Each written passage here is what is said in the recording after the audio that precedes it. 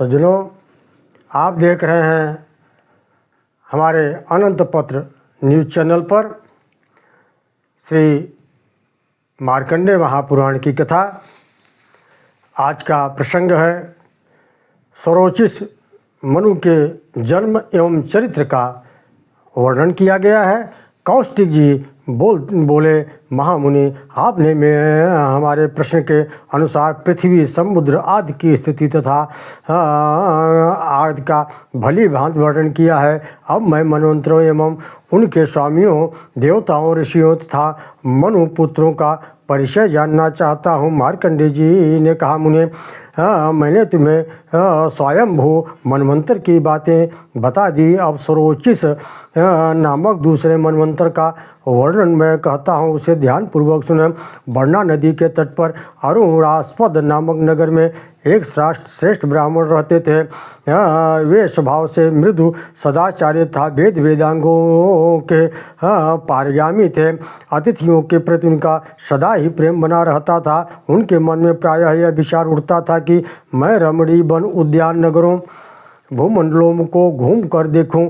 एक दिन उनके घर पर कोई अतिथि पधारे जो नाना प्रकार की औषधियों के प्रभाव को जानने वाले महामंत्र विद्या में प्रवीण थे। ब्राह्मण ने श्रद्धापूर्वक अतिथि का सत्कार किया। अभ्यागत ने नगरों, वनों, नदियों, पूर्ण तीर्थों की बातें बताई। यह सब सुनकर ब्राह्मण को बड़ा विस्मय हुआ। वे बोले, हे विप्रवर, थोड़े ही समय में आप सारी पृथ्वी पर कैसे भ्रमण कर लेते हैं? आगंतुक ब्राह्मण ने कहा, ब्राह्मण, मंत्र और औषधियों के प्रभाव से मेरी गति कहीं भी नहीं रुकती। मैं आधे दिन में 1000 योजन चलता हूँ। भगवान मुझ पर भी कृपा कीजिए और अपने मंत्र का प्रभाव दिखलाइए। इस पृथ्वी को देखने की मेरी बड़ी इच्छा है। यह सुनकर उदार चरित आगंतुक ब्राह्मण ने उन्हें पैर में लगाने के लिए एक लेप दिया। वे जिस दिशा को जाना चाहते थे उसे अपने मंत्र से अभिमंत्रित किया। वह लेप अपने पैरों में लगाकर ब्राह्मण देवता अनेकों झरनों से सुशोभित हिमालय पर्वतों को देखने के लिए गए। वे हिमालय के शिखर पर पहुंच गए, किंतु उनके शरीर में जरा से भी थकावट नहीं हुई। उन्होंने वहां की पर्वतीय भूमि पर पैदल ही विचरना आरंभ कर दिया। वर पर चलने के कारण उनके पैरों में लगा दिव्य औषधि का लेप घुल गया। इससे उनकी तीव्र एवं कुंठित हो गई। वहाँ सिद्ध और गंधर्व, किन्नर विहार करते थे तथा इधर उधर देवता आदि के क्रीड़ा विहार से वहाँ रमणीयता बहुत बढ़ गई थी। सैकड़ों दिव्य अप्सराओं से भरे हुए वहाँ के मनोहर शिखर का दर्शन करने से ब्राह्मण देवता को तृप्ति नहीं हुई। उनके शरीर में रोमांच हो आया। इस प्रकार वह विचरण करते हुए ब्राह्मण देवता हिमालय पर विचरने लगे। चरणों की औषधि जनित शक्ति नष्ट हो जाने के कारण उन्हें बड़ी चिंता हो रही थी। वहाँ घूमते हुए ब्राह्मण पर एक श्रेष्ठ अप्सरा की दृष्टि पड़ गई जो मनोहर रूप से कारण शोभा पा रही थी। उसका नाम बरुथनी था। उसे देखते ही वह बरुथनी कामदेव के वशीभूत हो गई। उन श्रेष्ठ ब्राह्मण के प्रति तत्काल उसका प्रेम हो गया। ये कौन है? इनका रूप तो बड़ा ही मनोहर है। यदि वे मुझे ठुकरा दें तो मेरा जन्म ठुकरा न दें तो मेरा जन्म सफल हो जाएगा। मैंने बहुत से देवता, दैत्य, सिद्ध, गंधर्व और नागों को देखा है, किंतु एक भी इन महात्मा के समान रूपवान नहीं है। इस प्रकार इनमें मेरा अनुराग हो गया। यदि उसी प्रकार ये भी मुझसे अनुरक्त हो जाएं तो मेरा काम बन जाएगा। सुंदर रूपवती बरुथनी को देखकर ब्राह्मण कुमार स्वागत पूर्वक कहने लगे, इस प्रकार बोले, नूतन कमल के समान कांति वाली सुंदरी, तुम कौन हो? किसकी कन्या हो? यहाँ क्या करती हो? मैं ब्राह्मण हूँ और अरुणास्पद नगर से यहाँ आया हूँ। मेरे पैरों में दिव्य लेप लगा हुआ था जो बर्फ पे जल से धुल गया, इसलिए मैं दूर गमन की शक्ति से रहित होने के कारण यहाँ आ गया हूँ। बरुथनी बोली, ब्राह्मण, मैं अप्सरा हूँ, मेरा नाम बरुथनी है। मैं इस रमणी पर्वत पर ही सदा विचरण करती हूँ। आज आपके दर्शन से कामदेव के वशीभूत हो गई हूँ। बताइए, मैं आपकी किस आज्ञा का पालन करूँ? ब्राह्मण ने कहा, कल्याणी, मैं जिस उपाय से अपने घर पर जा सकूं, मेरे समस्त नित्य कर्म हानि न हो, वही मुझे बतलाओ। भद्रे, नित्य नैमित्तिक कर्मों का छूटना ब्राह्मण के लिए बहुत ही बड़ी हानि है, अतः ऐसा सुनी अब अधिक कहने की आवश्यकता नहीं है। तुम ऐसी चेष्टा करो जिससे मैं सूर्यास्त के पहले ही अपने घर पहुंच जाऊं। भरुथनी बोली, महाभाग, ऐसा न कहिए, ऐसा दिन कभी न आए। ब्राह्मण कुमार, यहाँ से अधिक रमणीय स्वर्ग कभी कहीं नहीं है, इसलिए हम लोग स्वर्ग लोग छोड़कर यहीं रहते हैं। मैं कामदेव के बस में हूँ। आपको सुंदर हार, वस्त्र, आभूषण, भक्ष, भोज, अंगरा आदि सभी भोग सामग्री दूंगी। आप यहीं रहिए। यहाँ रहने से आपके शरीर में कभी बुढ़ापा नहीं आएगा। यह देवताओं की भूमि है, यहाँ यौन की पुष्टि करने वाली है। तब ब्राह्मण ने कहा, अरे ओ दुष्टे, मेरे शरीर का स्पर्श न कर, जो तेरे ही जैसा हो वैसे किसी अन्य पुरुष के पास चली जा।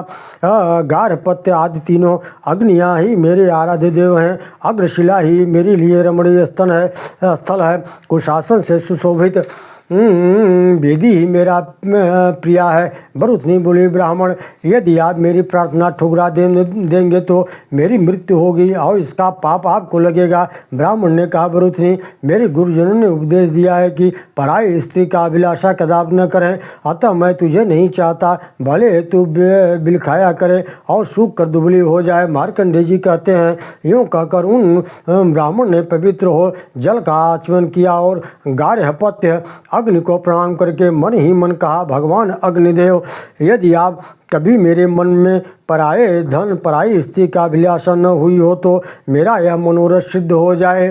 अग्निदेव के प्रवेश करने पर वे ब्राह्मण कुमार जैसे आए थे उसी प्रकार तुरंत वहाँ से चल दिए। एक ही क्षण में घर पहुंचकर उन्होंने शास्त्रोक्त विधि से सब कर्मों का अनुष्ठान किया। उनके चले जाने के बाद उस सर्वांग सुंदरी अप्सरा लंबी सांस लेते हुए शेष दिन और रात व्यतीत की।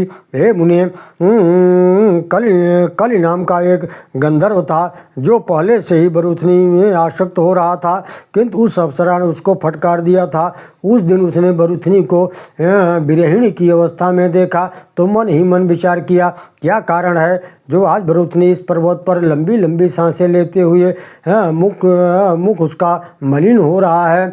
समाधि व प्रभाव से उसने उस बातों को भली भांति जान लिया। इसके बाद सोचा, अगर अब समय बिताने की आवश्यकता नहीं है। वह भरुथनी एक मनुष्य पर आसक्त हुई है, उसका रूप धारण कर लेने पर यह निश्चय ही मेरे साथ रमण करेगी, अतः इसी उपाय को कार्य में लाऊंगा। ऐसा निश्चय करके गंधर्व ने अपने प्रभाव से ब्राह्मण का रूप धारण किया और वहाँ भरुथनी बैठी थी उधर ही विचरने लगा। उसे देखकर वह सुंदरी नेत्र के प्रसन्नता से खिल उठे। वह पास आकर बारंबार कहने लगे, हे ब्राह्मण, आप प्रसन्न हो जाइए, आपके त्याग देने से मैं अपने प्राणों का परित्याग कर दूंगी, इसमें तनिक भी संदेह नहीं है। ऋषि कलि बोला, सुंदरी, क्या करूं, ये कर तो जो मेरी धार्मिक क्रिया नष्ट हो रही है, तुम प्राण देने को बात कहती हो। भरुथनी कहा, प्रसन्न होइए, आप जो कहेंगे वही करूंगा। इस समय आपके प्रत्येक आज्ञा का पालन करना मेरा कर्तव्य है।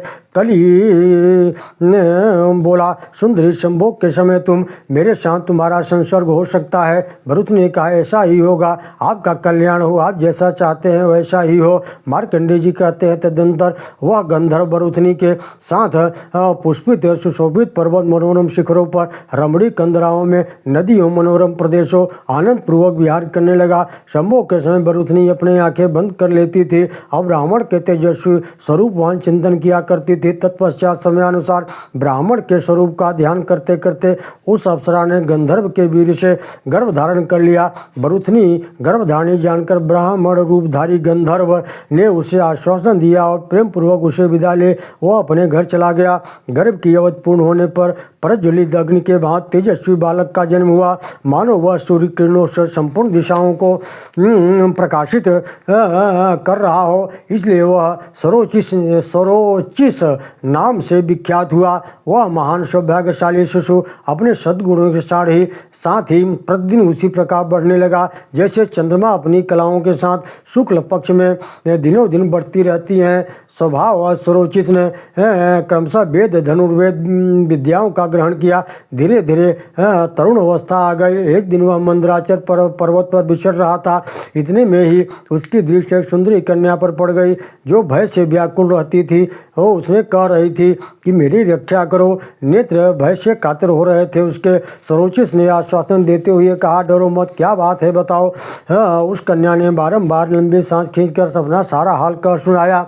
कन्या बोली, वीरवर, मैं इंद्रिवराक्ष नामक विद्याधर की पुत्री हूँ। मेरा नाम मनोरमा है। मरुंधवा की पुत्री मेरी माता है। मंदरा विद्याधर की कन्या विभावरी मेरी एक सखी है और पार मुनि के पुत्री कलावती मेरी दूसरी सखी है। एक दिन मैं उन दोनों के साथ परम उत्तम कैलाश पर्वत पर तटवर्ती गई। वहाँ एक मुनि दिखाई दिए। मैंने उनका उपहास किया। इससे कुपित होकर उन्होंने मुझे शाप देते हुए कहा, ओ नीच, तूने मेरी हंसी उड़ाई है, इसलिए शीघ्र ही एक राक्षस तुम पर आक्रमण करेगा।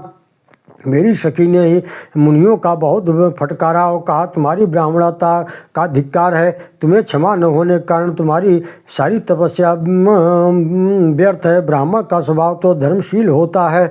सखियों की ये बात सुनकर अमित तेजस्वी साधु ने उन देवताओं को शाप दे दिया। एक सब अंगों से कोढ़ हो जाएगी, दूसरी क्षय रोग से ग्रस्त हो जाएगी। मुनि की बात सच हुई। मेरी सखियों का तत्काल वैसा ही रोग हो गया। इसी प्रकार मेरे पीछे एक महान राक्षस दौड़ा चला आ रहा है। महामते, मैं संपूर्ण अस्त्र शस्त्रों हृदय रहस्य जानती हूँ और वह सब आपको दिए देते हूँ। आप इस राक्षस से मेरी रक्षा कीजिए। पिनाकधारी रुद्र पहले यह रहस्य स्वयं भू मुनि को दिया था। मनु ने वशिष्ठ जी को, वशिष्ठ ने मेरे नाना को और नाना ने दहेज के रूप में मेरे पिता को दे दिया था। मैंने बाल्यावस्था में अपने पिता से ही इसकी शिक्षा पाई थी। वह संपूर्ण अस्त्रों का हृदय है जो समस्त शत्रुओं का संहार करने वाला है।